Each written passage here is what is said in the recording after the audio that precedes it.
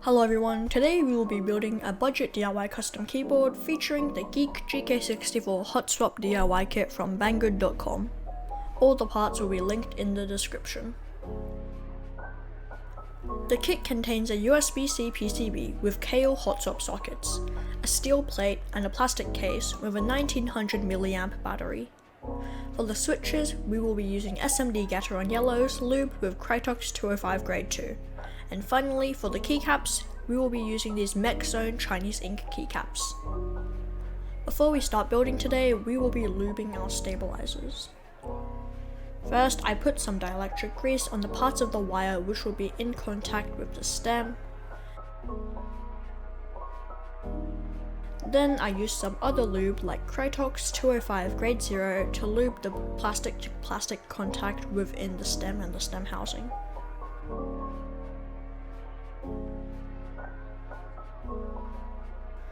Then I put the entire stabilizer back together, and if you're wondering, I did clip the stabilizers, I just sort of forgot to film it. Yeah.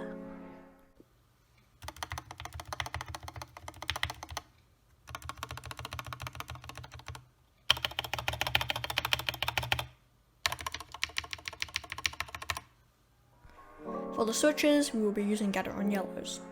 Gateron Yellows actuate at 2mm with a force of 50 to 55 grams and bottom out at 4mm with a force of around 62 grams. They are priced at 33 Australian cents per switch, which makes them really cheap. I start with applying a tiny bit of lube to my brush and brushing each slider column 3 times. I then use the remaining lube on my brush to brush the middle column as well as the contact plate things. I then reapply lube to my brush and brush each side of the stems which are in contact with the bottom housing 3 times, making sure to cover each surface evenly. I then use the remaining Krytox on my brush for the spring as well as the top housing. Lubing will take a couple hours and you might need a good YouTube video or a podcast to keep yourself, sane.